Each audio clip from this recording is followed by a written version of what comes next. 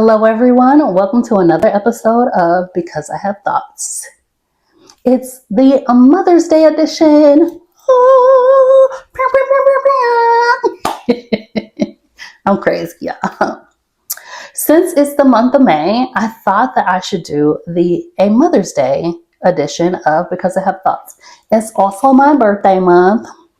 And sometimes my birthday falls on Mother's Day.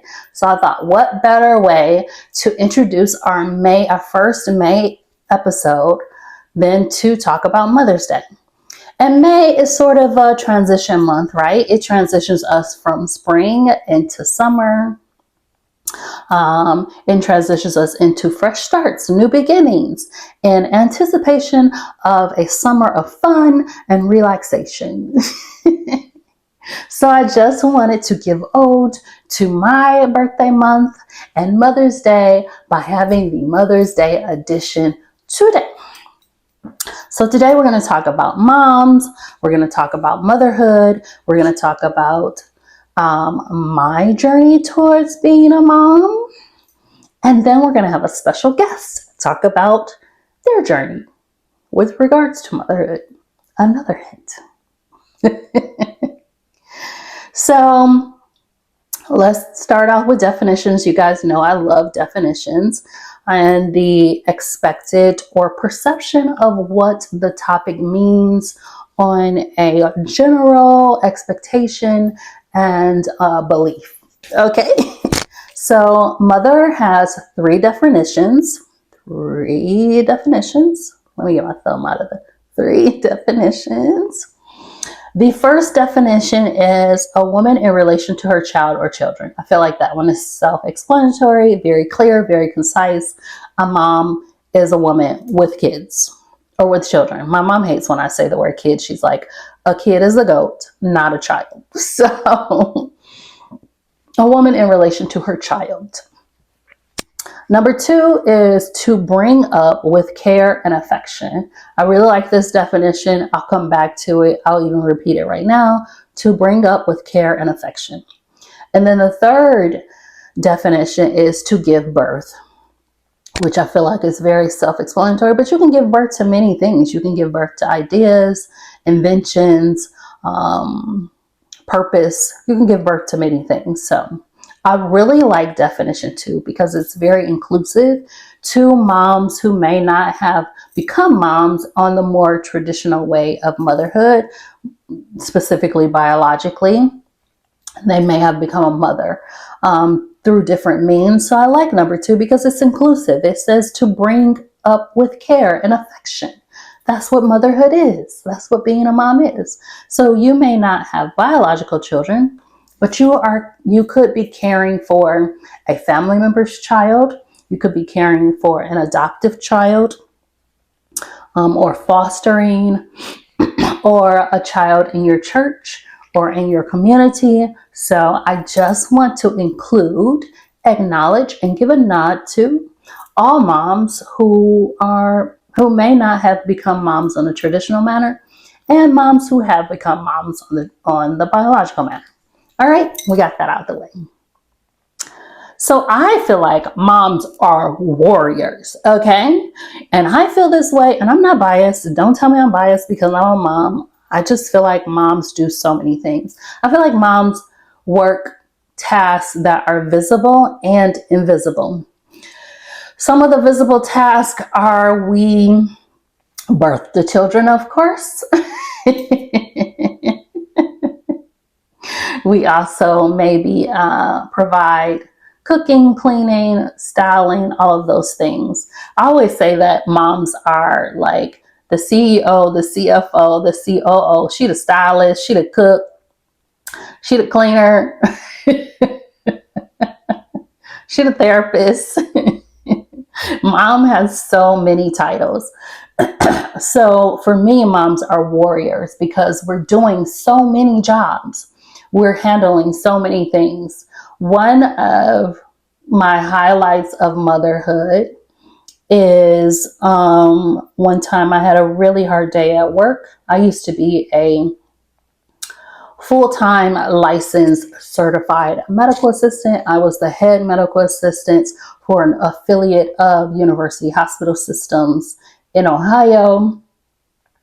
I worked in pediatrics, endocrinology, and general medicine. But I had a really hard day at work, and I came home. This is when I was a single mom.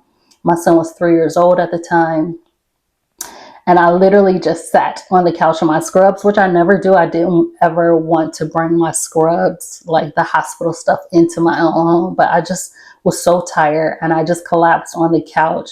And I remember my 3-year-old son just crawling up next to me and hugging me. Like, it's like he sensed that I had a hard day.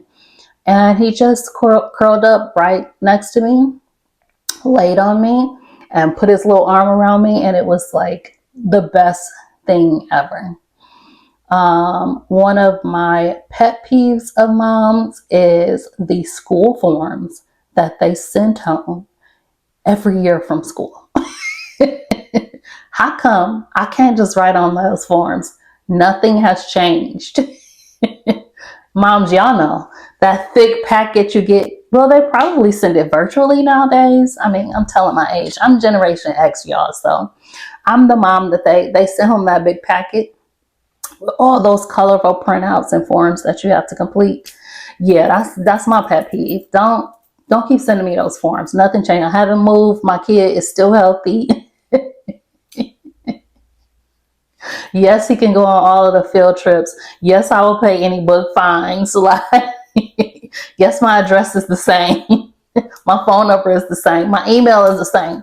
Nothing has changed. Can I just tell you that instead of completing these forms every year? That's my pet peeve of motherhood. I do really enjoy being a mother. If you've heard me speak on other platforms, I usually tell this story, which I won't give all of the details for sake of time, because as I've told you, we have a special guest coming. But I didn't have that longing to be a mom. I was excited about having a family and being a mom. I actually grew up with a single mom, and I saw how hard it was for her. So I just didn't, even though I didn't perceive that I would be a single mom, motherhood just seemed so hard. And I grew up in a lot of dysfunction. So I didn't have the desire to be a mom. And yes, I played with dolls, but not to the capacity that other girls did. I even had one of those Cabbage Patch dolls that were like super popular. Mine was named Valerie. If you're a Gen X, you know what the Cabbage Patch doll is. They came with like a little birth certificate and everything. And my friends will be carrying those dolls everywhere. I took mine to church on Sunday every once in a while, but like my friends would be like, "Where's Valerie?" And I'd be like, "She at home." And they would be like, "By herself?" Like, she a doll, y'all. Even when I play with Barbies, Barbie didn't have any kids. She didn't even really have a relationship with Ken. My Barbie was out doing big things. Like, she was a fashion icon. I was cutting and styling her hair. I was changing her clothes all the time. I was even cutting some of the Barbie clothes and remaking them into something else. So mom was not at the forefront of my mind. I played with Legos. I was in gymnastics. I loved flipping and hula hoop and jump roping and monkey bars and riding bikes and all those good things. But I was not, like, mom just wasn't at the forefront of my mind like the average little girl. So when I found out I was going to be a mom, I was slightly terrified and had mixed emotions about it. I remember going to the doctor and I wasn't feeling well. So I went to the doctor just to see like what was going on with my body. And she was like, "Well, let's just take, a pregnancy test. You're married, blah, blah, blah, blah. This happens to newlyweds all the time. You may have a honeymoon baby, blah, blah, blah." Even though we didn't have a honeymoon. But she was like, "Oh, you're pregnant." She was so excited, but my face didn't change. And she was like, "Is this good news?"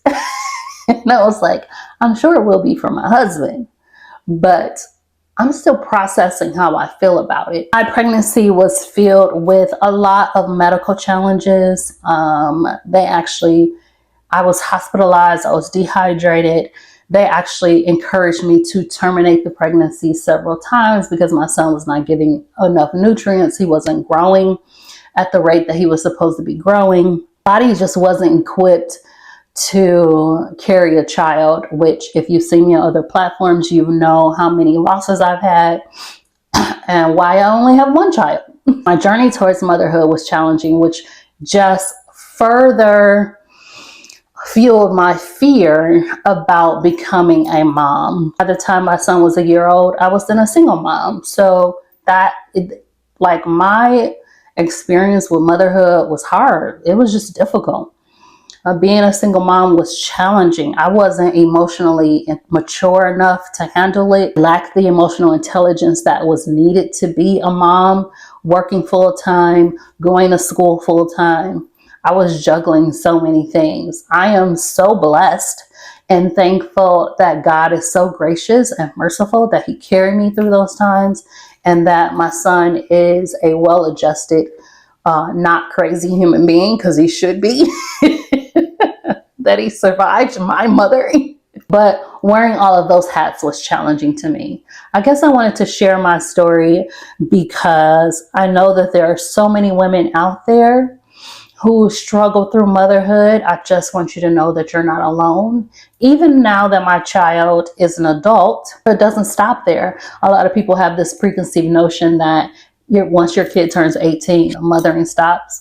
I would say mothering at this stage has been the hardest for me than when my son was younger. At this stage of parenting, of mothering, you have to watch them make mistakes and allow them to make the mistakes so they can learn on their own, which is very hard for me because I'm an A-type personality, and if I have the answer to something, I just like to give it to you. Plus, I'm a college professor, so in my mind, I'm like, I'm just teaching you. But sometimes mothering is taking your hands off, releasing your child through the life that God designed for them, not the life you made up in your mind. In this stage of parenting, it's been more challenging for me. Just wanted to get on and talk about my journey through motherhood. I wanted to encourage all moms to have realistic expectations of themselves. There is no perfect mom. There is no perfect kid. At every stage of my son's life, I constantly reiterated to him, I've never been a mom at this stage, and you've never been a kid at this stage. So we're going to figure it out together. Right now, my son is 26 years old, and we have very honest, open conversations. I will ask him, hey, am I overstepping? Am I being overbearing? Like, let me know so I can be quiet and you can figure this out on your own. Or do you want my help? I think that those honest conversations are necessary with your child, even at a young age. Children are humans. They have their own thoughts and feelings and expectations. I remember when he was younger, my son is an introvert. He's an extreme introvert. And he's an artist in every aspect of that word. And I remember I had a busy life. I was working full-time in school for full-time, volunteering at my church. Like, I was doing all of the things. And he just was really cranky all the time. And I was like, what is this? Learned with his personality, he likes to know the plans. You don't have to have one. I mean, he doesn't have to have one. But if there is a plan in place, he operates better when I acknowledge the fact that the plan impacts him. So instead of dragging my son from place to place to place, I would be like, okay, here's what we have on the agenda today. I'm going to go to work. I'm going to drop you off at daycare.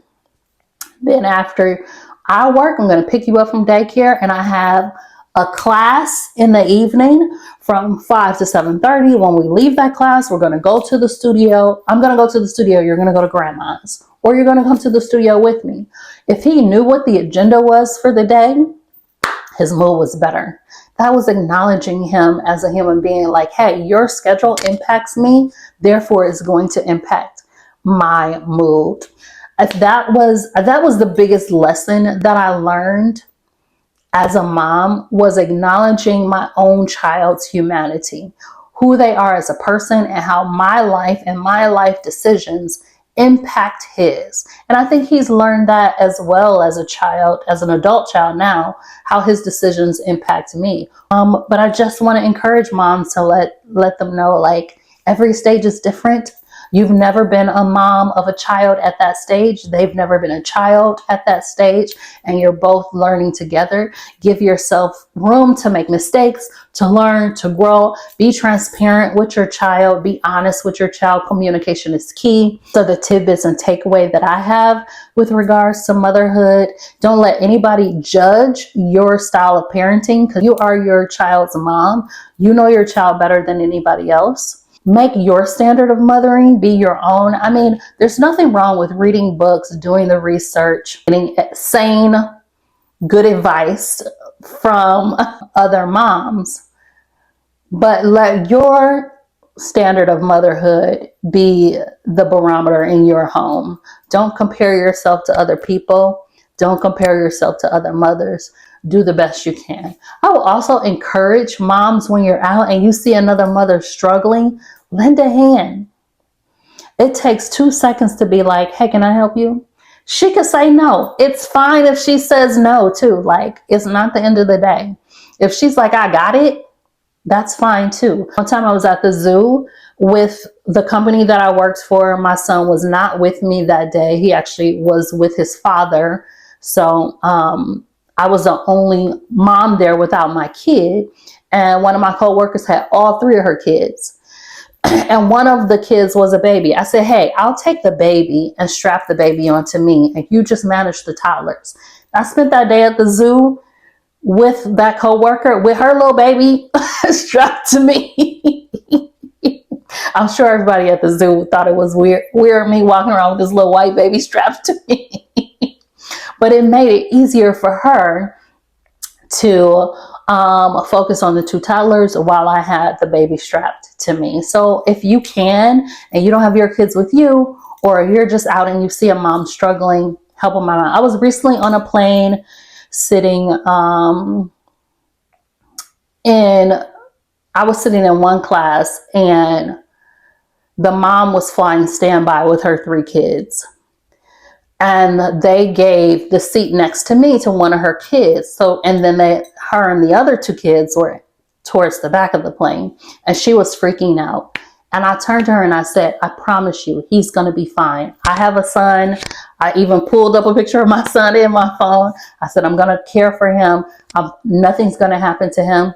He turned his movie on.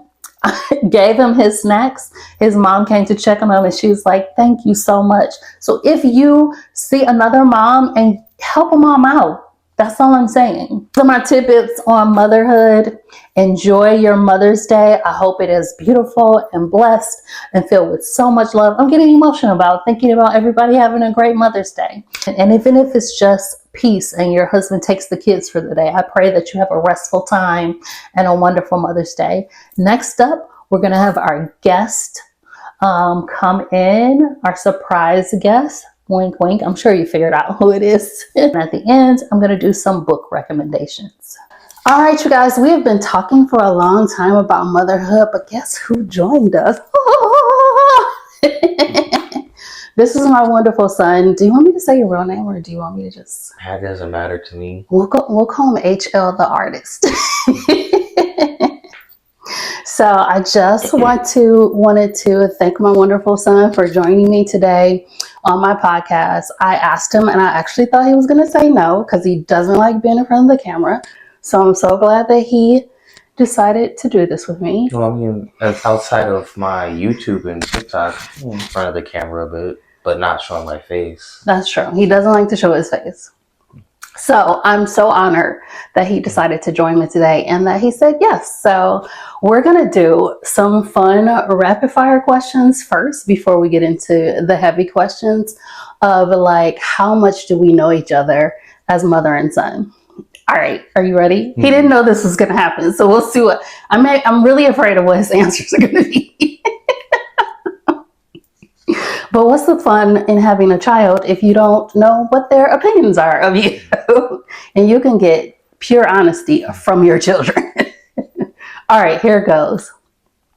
What's my favorite Starbucks coffee drink?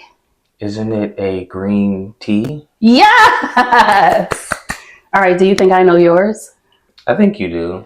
Is it caramel macchiato frappuccino upside down? Well, it's the caramel ribbon, but I guess that would be the same thing.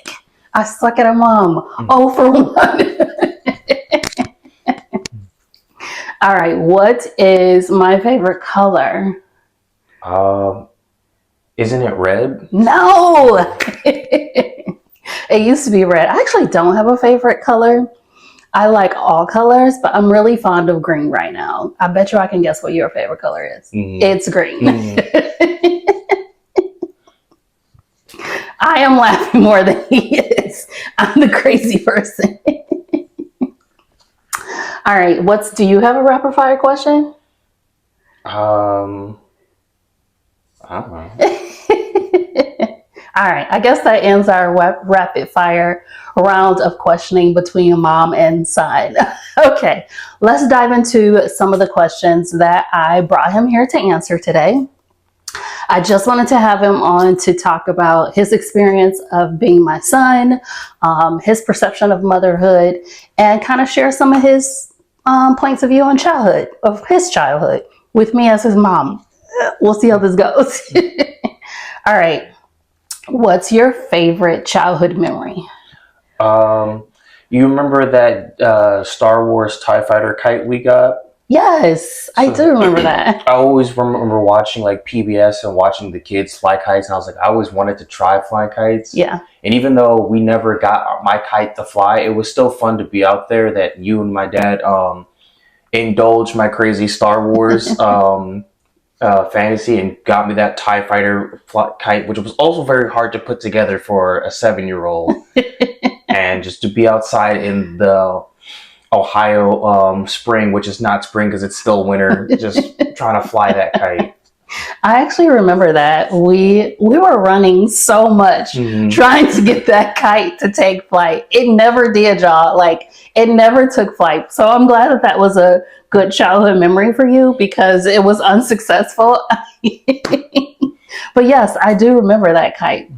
My favorite childhood memory is actually when my family used to take trips to like fairs, county fairs, and amusement parks. And I remember one year we went to Cincinnati, Kings Island, and it was me and my two male cousins trapped in the back of this station wagon, and it had to be like 80 degrees.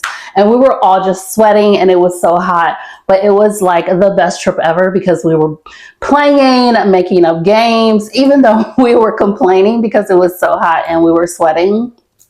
It was still fun. It's a fond memory for me because I am the middle grandchild of the oldest set of grandchildren. So there are two above me, which is my sister and an older female cousin. And then there are two right below me, which are two male cousins. So I was kind of smack dab in the middle.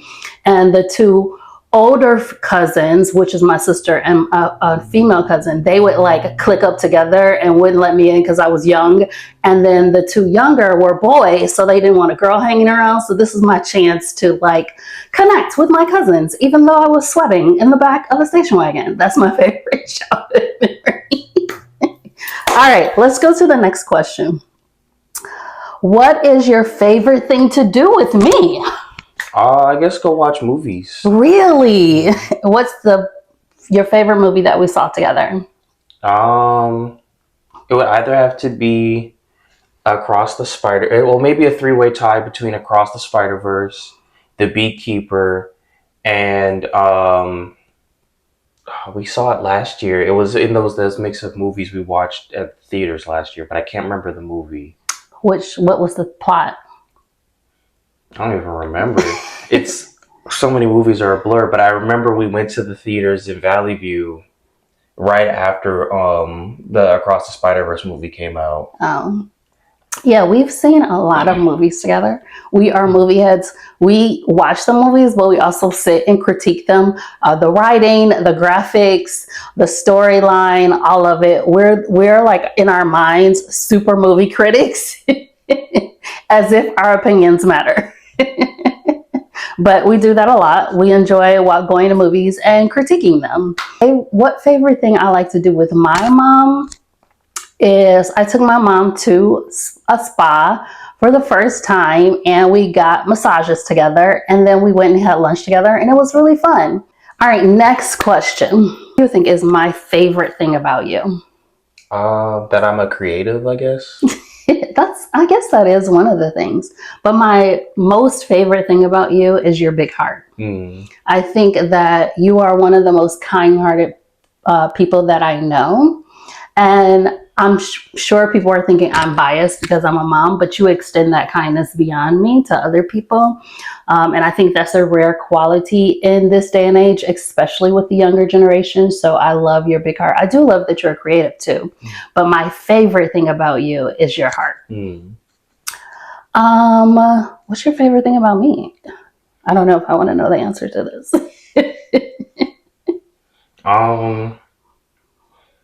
I guess that even though that I make lots of mistakes, I mean, I make a lot of mistakes, and I feel like I don't learn from them. You still always try to correct me and guide me in the right path. Like when I think about my friends' moms, I don't, they only tell me this like the bad stories, but of how they're they made a mistake and their mom just completely like blew up in their face or just kind of like shunned them or whatever. But I can only remember the good times that like when I've made a mistake and you've corrected me. Oh, wow. That makes me feel better. Because sometimes I feel like I'm really, really harsh. So thank you for sharing that, son. What is the biggest lesson that I've taught you? That not everyone is your friend.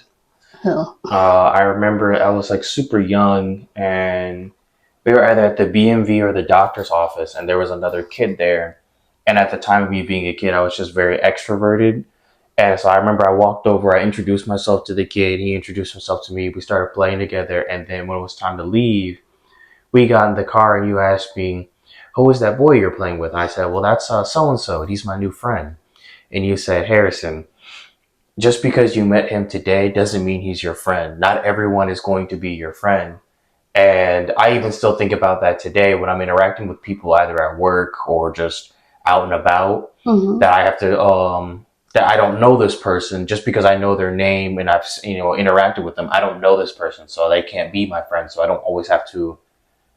Basically, not everyone's going to be my friend, and so I shouldn't be trying so hard to make everyone my friend. Yeah, that is an interesting lesson. I've actually taught that so many times. I gave a presentation about it last year. Or was it the year before last for Spelman College? But yes, friendship is important, understanding which categories people go into, if they are acquaintances, associates, or friends. But I'm glad you got that takeaway. Thank you for sharing that, son. What is the funniest thing I've ever done to you in your mind? I know what I think it is. You tell me what you think. I wouldn't say it's funny, but it has traumatized me. Oh my gosh, we're going into trauma. Somewhere in Ohio, and you had told, I think we were going to the movies or somewhere, and you had told me to go wash up. So I go to the bathroom and I start to wash up, and you come bursting through the door to scare me. And I was completely vulnerable, soap in my hand, washcloth in hand, and I remember screaming at the top of my lungs. And because of that, to this day, I always lock the door when I go in the bathroom.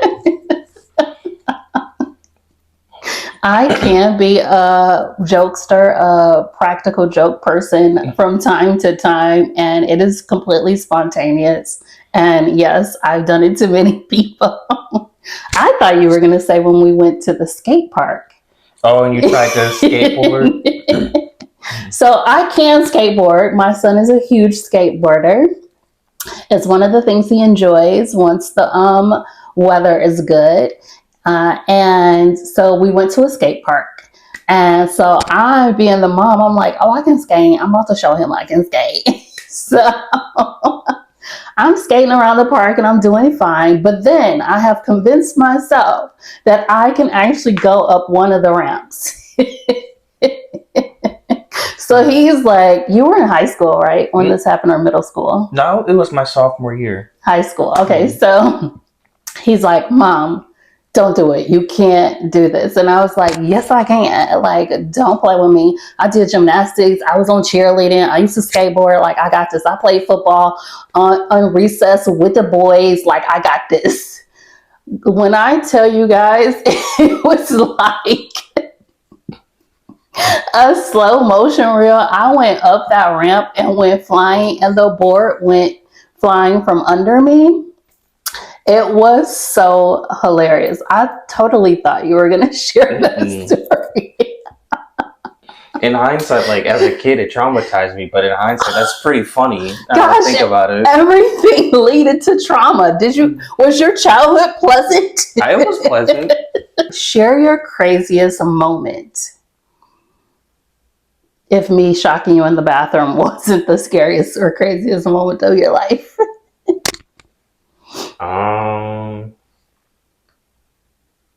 I guess my 10th birthday. Oh. Not necessarily like crazy, crazy good. Like crazy good. I just never expect it was my 10th birthday, and I was just expecting nothing too special, because to me birthdays are kind of like you celebrate them with your close family and friends. Mm-hmm. But it was like a full-on birthday party to have fun and stuff. And there was a limo. I wasn't even expecting the limo to be rented, to be honest.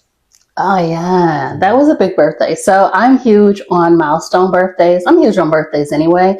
I feel like the world is just filled with so much negativity that when your birthday comes around, like it gives you an opportunity to truly celebrate life, and be positive.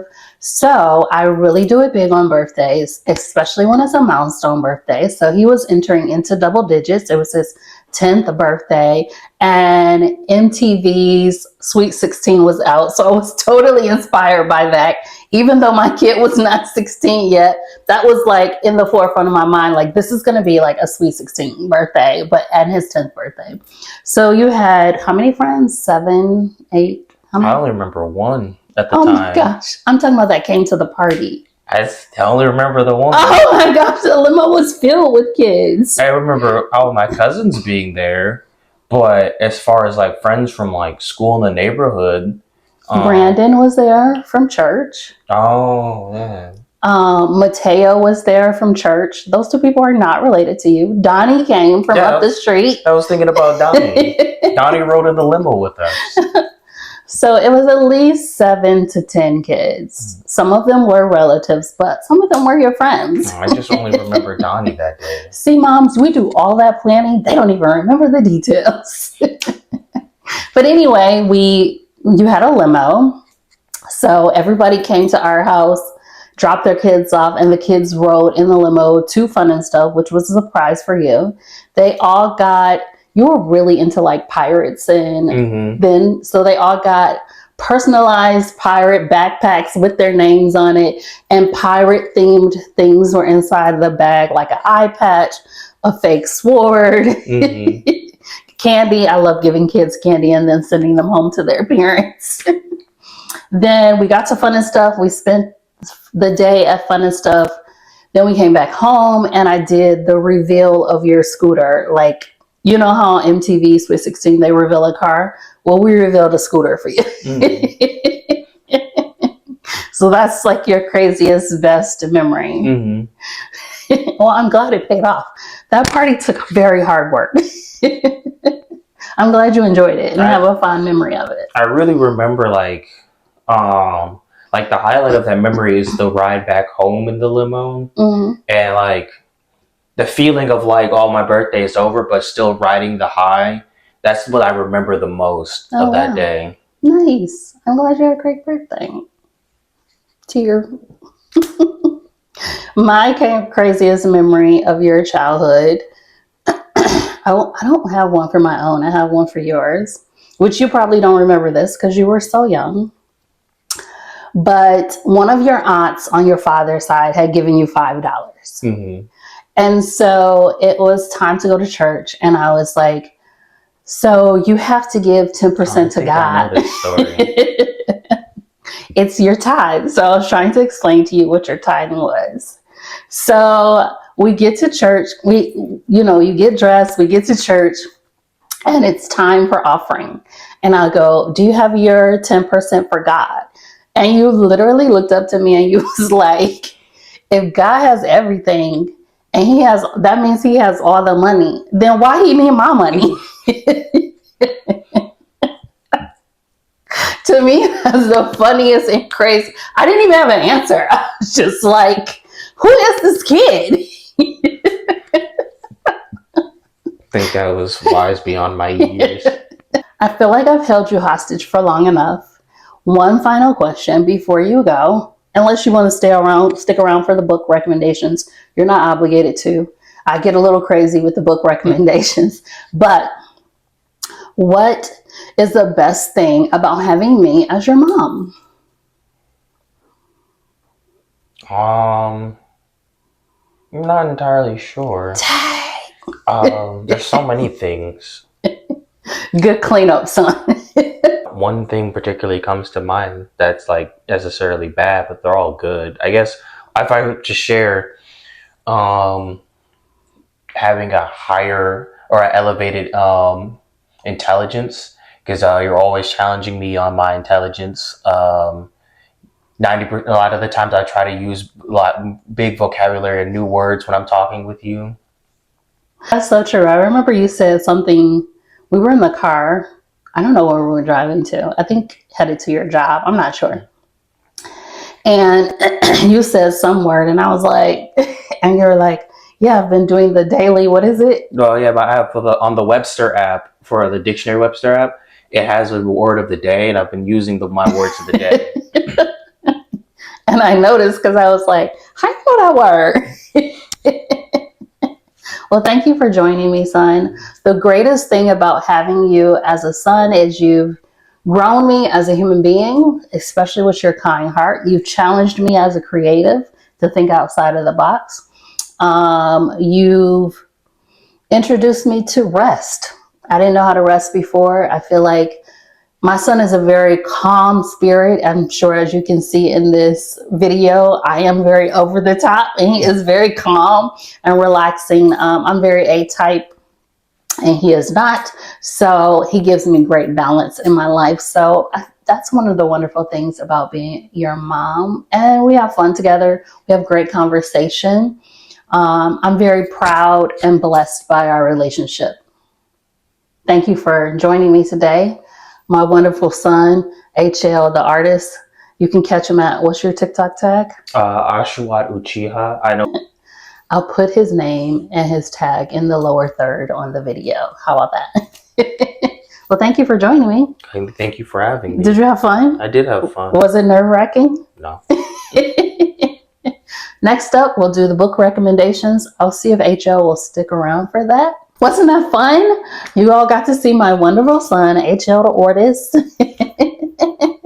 But it's time for book recommendations for this episode. I have 4 books. I know y'all. I'm going to try to narrow it down to 2 books an episode from now on. We'll see what happens. I'm not making any promises. But first up, we have Unashamed by Christine Kane. I love this book. This book was given to me by Heidi. She put a little note on the inside of it. Thank you, Heidi. And Heidi, see, I still have the book and I still have your note. But this book helped me get rid of all of my past shame that was keeping me from really engaging with my son and being the mom that he needed me to be. It also just helped me be the woman that I needed to be for me. So Unashamed, I would say read this one first, by Unashamed by Christine Kane. Then we have Discerning the Voice of God by Priscilla Shirer. We actually have 2 books by Priscilla Shirer in this lineup because Priscilla Shirer, in my mind, we're friends because I'm like, we're both boy moms and our sons are adults. And we go to the nearest coffee shop and we have coffee and we talk about being moms of boys. So Priscilla Shirer, if you watch this or listen to this, girl, call me so we can have a cup of coffee and talk. But in my head, Priscilla Shirer is my friend, y'all, for real. But anyway, this book is Discerning the Voice of God by Priscilla Shirer. This really, really helped me in motherhood and knowing how what mama my son needed, because for his specific life journey and knowing what God is saying to me about how to parent him in that journey. This right here, this is a good book for that. Then we have A Resolution for Women by Priscilla Shirer again, because she my friend. This book is about learning about who you are, resolving on who you are. It also has like a little accountability portion in it, which I love, where you kind of reach out to, I think it was 5 of the people closest to you, and ask a series of questions about how they experience you, so you can entertain some of those blind spots we have of not knowing about ourselves. So The Resolution for Women by Priscilla Shirer. Get this book and do all of the exercises in the book, y'all. Don't skip them, do them, okay? And then last but not least is Disciplines of the Beautiful Woman by Anne Ortland. This is a good book. It's been a while since I read this book. As you can see, I have lots of highlights in this book. Learned a lot. But after you resolve on what kind of woman you want to be, then you start getting disciplines on how to maintain that woman. So, though, again, that's Disciplines of the Beautiful Woman by Anne Ortland. Those are my book recommendations. 1 Christine Kane, 2 Priscilla Shirers, and 1 Anne Ortland. Thank you for joining me today on another episode of Because I Have Thoughts, the Mother's Day edition. I truly appreciate you guys listening and tuning in. Don't forget to like, follow, and subscribe. If you're wondering how to find me, you can go to drtlcsquared.com/voice. Again, that's drtlcsquared.com/voice. You can click on the button that says listen here or watch here to either listen on Spotify or watch on YouTube. Thank you for joining me. This is another episode of Because I Have Thoughts, Mother's Day edition. And I'll see you next time. Next episode probably will be my birthday edition, because it'll be my birthday. I'm so crazy, y'all. Thank you for hanging in with me today. This is another episode of Because I Have Thoughts. I'm Dr. T out. Peace.